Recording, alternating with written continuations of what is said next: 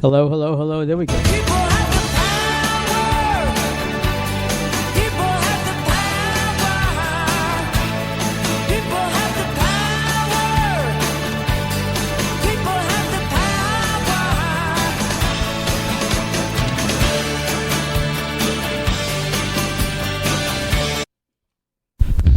Good evening, ladies and gentlemen, and welcome to our show live from New York. It's Friday night, Trucking to Heaven. with your hosts, Felix, and Mark. we're here to take your calls and to entertain you. You can call us at 516-665-1860. or you can Skype us at Trucking to Heaven. And if you really want to send an email, it's Mark, M-A-R-C, at Trucking to Heaven, or Felix at truckingtoheaven.com. Now, today we have a rather serious show. Deals with gun control. You know, we all know about guns.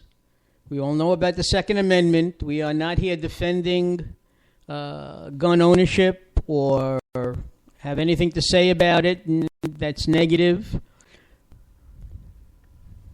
But there seems to be a problem across this country. All right. Sorry about that, ladies and gentlemen.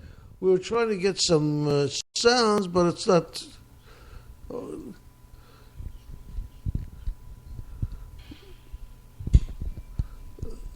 That's a shot of somebody killing a deer, killing a duck.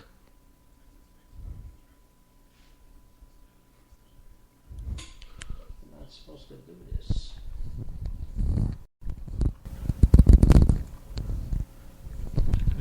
Okay, that's the commercials you hear for guns. You know, they're glamorizing them.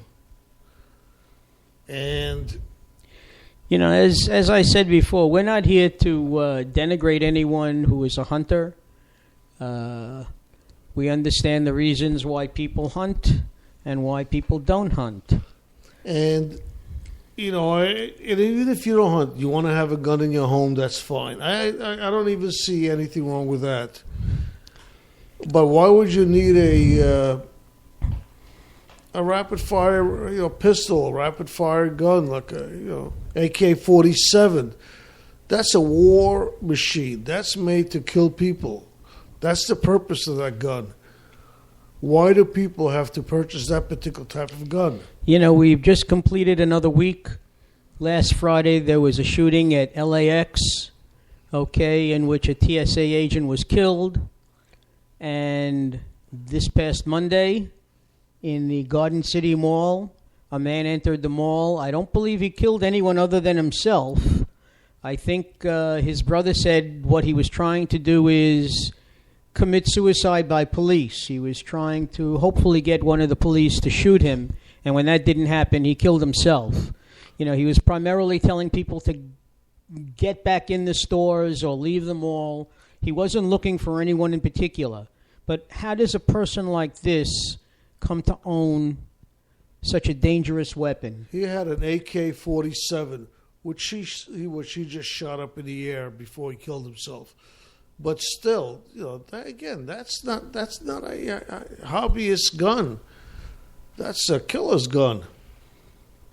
And I don't think that's really correct. And, the NRA always says guns don't kill people, but... people kill people. Well, I don't agree with either. Bullets are the ones that actually are killing the people. You want to have a gun, fine. But take away the bullets from the people. Then I wouldn't have any problems at all. What were you telling me earlier in the week, Felix, about one of the Scandinavian countries? Yeah, I'm not sure if it's the Netherlands or which one, but there's a gun in every household. Every member of every citizen of the country is considered militia, and everyone has a weapon, a rifle, some kind of a rifle, I assume. And this is what NRA always promotes as their reasoning, saying people can have guns, but the people do the killing, which is quite interesting. It's a good point, but we're a different breed than people in Europe, and we're a different breed than anybody in the world probably. When we kill, it seems like we don't really kill for a cause. I mean, Well, it's, man is the only animal, excuse me, that kills for sport. For the most part, animals in the animal kingdom kill for protection and for food. Man is the only animal who wages war on each other for political reasons and ideologies. Okay? The Second Amendment talks about having a standing militia. Well, we have a standing militia. We have an army. We have a National Guard. Every state has a police force. Okay? Why do we need to have guns in our home? This will always be a losing cause. The guns is not going to go away, Mark. So I don't even think it's an argument anymore, because we know already the guns are not going to go away. What we have to work on is how to keep the guns away from people who are unstable. Keep the illegal drug and gun trafficking from spreading, and trying to find the cause and stopping it. I mean, there are so many other murders that we don't hear about between gangs where they shoot each other, and the only ones we hear about are the ones where innocent people are involved. But there's murders all the time, every day. We really got to start taking away the weapons for the people who are using them illegally, who are owning them illegally, people who are mentally unstable. Stop all these, I don't know what do they call those sales that they have? At gun shows. Gun shows where anybody can go and buy a gun. No background check, nothing. They just go in, you buy a gun. And the other thing, I believe there's a very, very little or no control buying of the actual ammunition. And I think that should be controlled. And if somebody all of a sudden wants to buy 1,000 bullets for an AK-47, that should really It should send up a red flag. Turn up a lot of red flags. Yeah, more than one, without a doubt. Felix is playing music on his harp. You'll have to forgive him. After all, we are trucking to heaven. Felix is just getting ready. Yes, we are here, and as I say, gun control is it's more than gun control.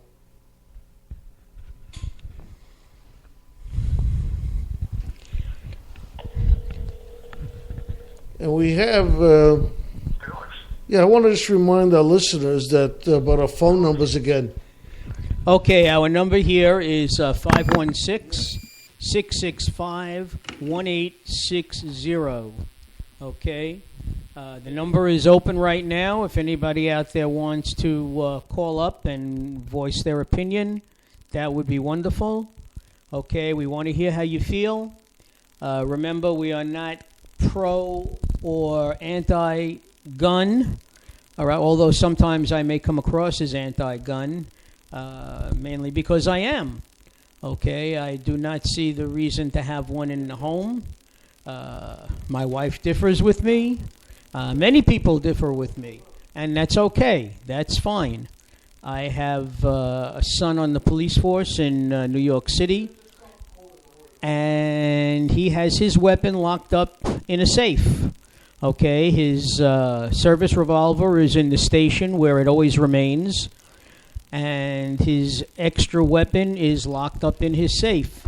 And none of us have any access to that but him. But as I said, we had 2 more episodes this week of gun violence in open surroundings, one at an airport, and we wonder how this person got through TSA at LAX, and then at the Garden State Mall in New Jersey. Okay, it's getting to the point where no one is safe walking out of their home. You can't go to school. Okay, you can't go to work. You can't go shopping. And it's infringing upon our rights as people who just want to go through our day safely. Felix? No, I'm sorry. I'm falling asleep here. Well, I don't think they ever got... The guy got to the secure areas with a gun in LAX. He just walked... he started off... But he did kill a TSA agent who is unarmed. No, I understand that, but they never got in. He never got into the secure area where the planes are, where the passengers are. Well, he said supposedly, I don't know if he said, but somebody said that he wasn't really after ordinary travelers, the regular people. He was going after the TSA agents for whatever reason that he had. No one really knows.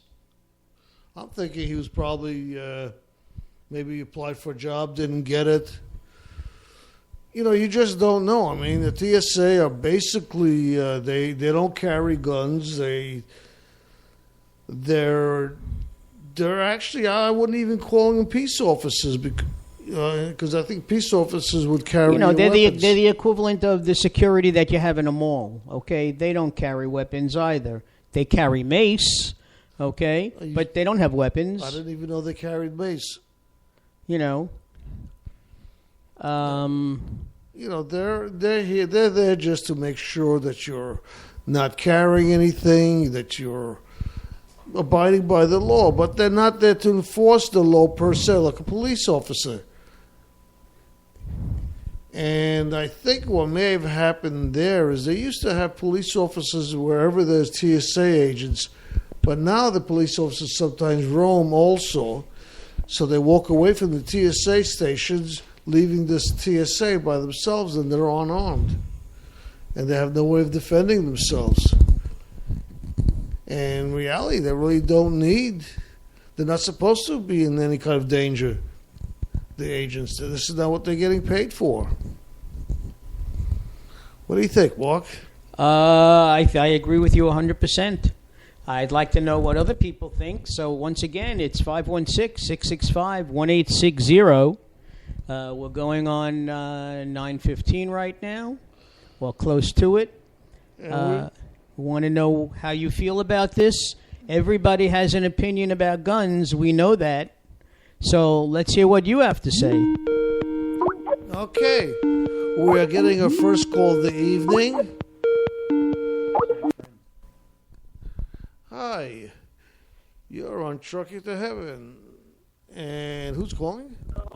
My name is Leroy James. I was Mr. Marks in his class when he was an English teacher. And I'm calling to thank him for everything he did for us. You really think so, Leroy?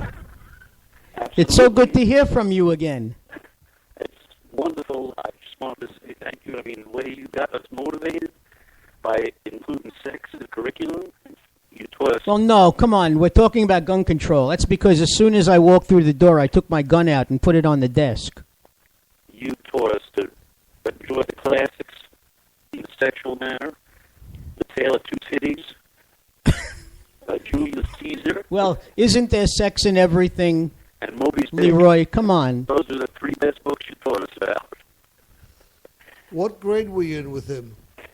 It was 7th grade. It was the 3 best years of my life. That's right. Leroy was one of our 17-year-old 7th graders back in the day. Okay. In We never had a fact, drug problem. Leroy was actually dating one of our teachers, I think, at the time. We, What do you we do never now, had a Leroy? drug problem in our school. He got us whatever we wanted. And what do you do now, Leroy? I'm retarded. I mean, retired. We're all